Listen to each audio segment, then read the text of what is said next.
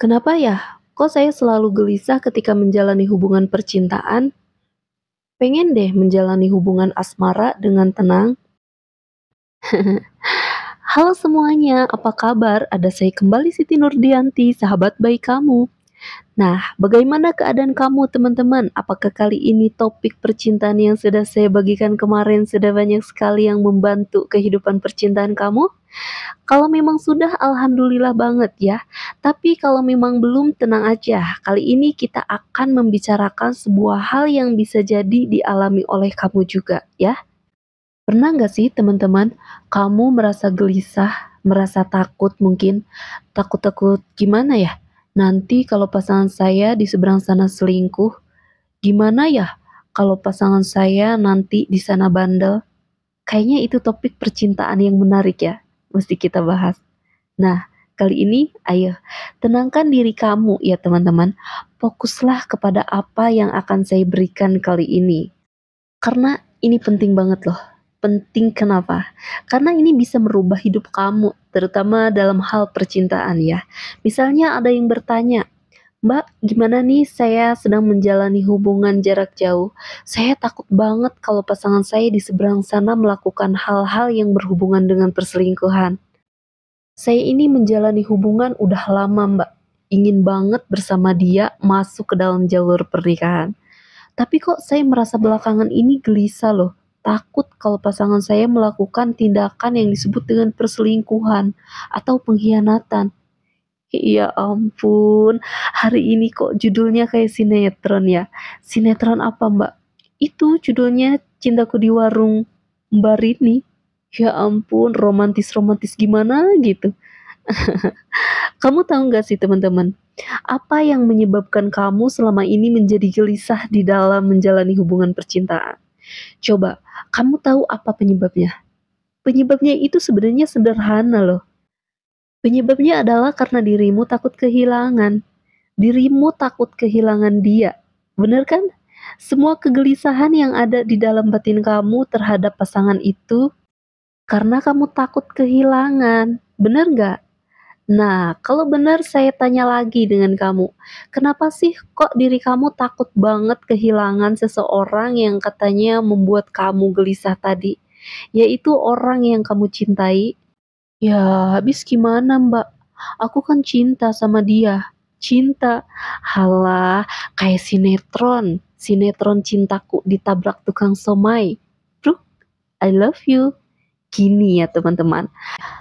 Teman-temanku, sahabat virtual yang sangat saya cintai, kamu sadar gak sih? Kalau orang-orang yang udah cerai itu, kamu pikirin deh. Pikirin artis yang kamu tahu, yang sekarang sedang ribut masalah perceraian. Bayangin, bayangin mereka. Mereka tuh dulu ketika masih pacaran atau mungkin awal-awal pernikahan, mereka juga mengalami cinta yang sama seperti kamu loh. Kayaknya merasa dia tuh adalah segalanya. Dia adalah pujaan hatiku, ceelah.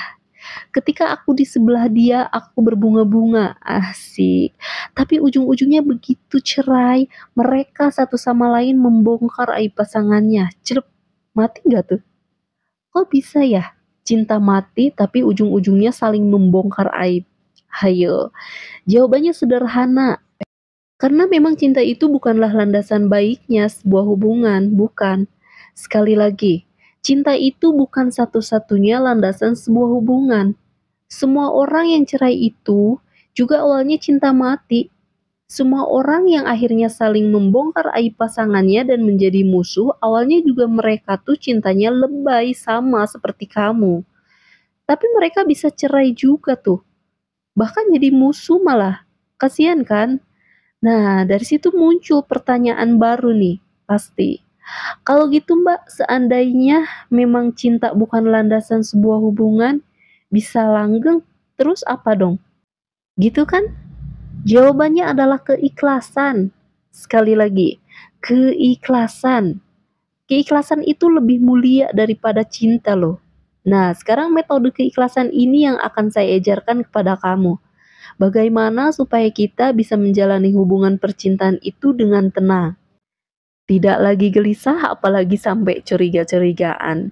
Yang sama persis kayak Marimar. Enggak boleh ya. Oke, gini caranya. Selama ini diri kamu jadi curigaan sama pasangan, itu karena kamu salah fokus. Yang ada di fokus kamu adalah bagaimana caranya supaya pasangan yang saya cintai ini berada dengan saya. Tetap jadi milik saya. Tetap jadi milik gue. Betul nggak? Nah, sekarang ganti fokusnya. Fokus yang kamu ganti menjadi begini. Apapun yang terjadi dengan dia, itu adalah yang terbaik dari Tuhan. Wah, Mbak, kalau teori ngomongnya kayak gitu mah gampang. Saya yang ngerasainnya susah. Ngomong gampang, sabar dulu. Dengerin baik-baik. Jadi dalam hidup tuh gini loh, ini fakta ya. Kalau kita deket sama Tuhan, Tuhan itu akan mementalkan orang-orang yang tidak baik di sekitar kita dan akan mendekatkan kita kepada orang-orang yang baik.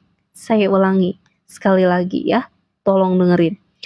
Kalau kita deket sama Tuhan, Tuhan akan mementalkan orang-orang yang jahat di sekitar kita dan akan mendekatkan kita kepada orang-orang yang memang baik bagi kita dalam jangka panjang.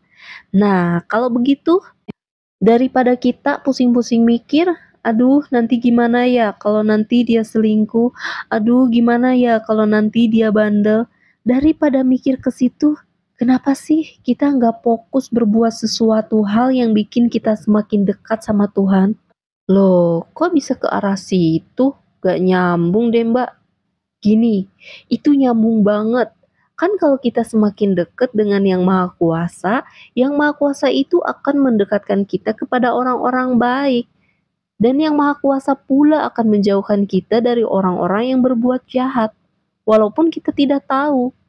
Nah, kalau memang pasanganmu yang katanya kamu cintai setengah mati ini adalah orang yang baik, dia akan dibuat sama Yang Maha Kuasa dekat sama kamu untuk selamanya. Tapi, kalau dia memang ternyata bukan orang yang sebaik kamu kira, dia akan mental dari hidup kamu. Dan itu yang terbaik sebenarnya buat hidup kamu. Gampang kan? Jadi sekarang coba deh, fokuslah melakukan hal-hal dan perbuatan baik. Rajinkanlah diri kamu dalam beribadah. Ketika itu semua kamu lakukan, kan hidup kamu akan deket banget tuh sama Yang Maha Kuasa. Nanti kalau ceritanya pasangan kamu selingkuh, gak perlu kamu sedih. Harusnya malah bersyukur. Ya ampun, ternyata dia tidak sebaik yang saya pikir. Saya bersyukur karena Yang Maha Kuasa sudah menjauhkan dia dari saya. Itu, itu pola pikir yang benar. Pola pikir yang seperti ini loh teman-teman, yang disebut ikhlas. Gimana? Masuk akal kan? Baru ngebayangin aja kayaknya sudah bisa membuat kamu berkata, oh iya ya, bener juga. Dengan saya merubah pola pikir seperti ini mbak, dengan izin Yang Maha Kuasa, saya bisa menjadi lebih tenang. Karena kalau memang dia tidak baik buat saya, buat apa dia tetap ada di samping saya? Bener kan? Nah, itu dia. Jadi sekarang gini, praktek yang harus kamu lakukan. Pertama, banyak-banyaklah berbuat baik dan rajin-rajinlah terus beribadah untuk mendekatkan diri kepada Yang Maha Kuasa. Itu yang pertama. Yang kedua, ikhlaskanlah apapun yang terjadi dengan pasanganmu nanti. Kalau memang dia adalah yang terbaik buat kamu, dia nggak akan kemana-kemana kok. Dia akan ada terus di samping kamu untuk selamanya. Tapi, kalau dia bukan yang terbaik buat kamu, dia akan ditunjukin tuh sama Yang Maha Kuasa. Kejelekan-kejelekannya yang selama ini mungkin tersembunyi akan kelihatan. Bisa jadi dari situ hubungan kamu akan berakhir. Ketika hubungan kamu berakhir, jangan nangis ya, atau jangan mengeluh. Itu yang terbaik, karena Yang Maha Kuasa menyelamatkan kamu dan dia tahu apa yang terbaik untuk kamu dalam jangka panjang. Ingat, dalam jangka panjang ya. Jadi dari dua hal ini aja teman-teman. Kalau kamu mau praktek, saya jamin pasti akan ada perbedaan dalam hubungan asmara di antara kalian berdua. Cobain deh, praktekin ya. Nah, ada sahabat virtual yang masih bertanya pada saya, Mbak, Emangnya kalau cinta yang penuh drama tuh yang kayak gimana sih? Gini, cinta yang penuh drama tuh misalnya saya udah bagus-bagus bilang hal seperti ini, tiba-tiba kamu bertanya, "Tapi kalau aku cinta bagaimana dong?" Lah, itu namanya drama. Kenapa? Karena orang yang cerai aja itu semua dulunya juga cinta. Sama lebaynya seperti kamu. Tapi bisa cerai juga tuh. Berarti cinta itu bukan landasan utama. Kalau kamu ngotot karena cinta kamu harus mempertahankan diri dengan dia, kamu akan plak, asli no drama. Nah, itu drama yang kamu buat-buat sendiri. Jelas ya? Gimana?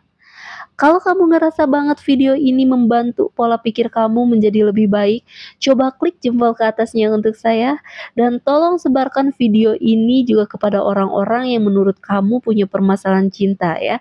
Bantu mereka dengan video ini, lakukan ini semua teman-teman, dan lihat hasilnya, pasti akan ada bedanya.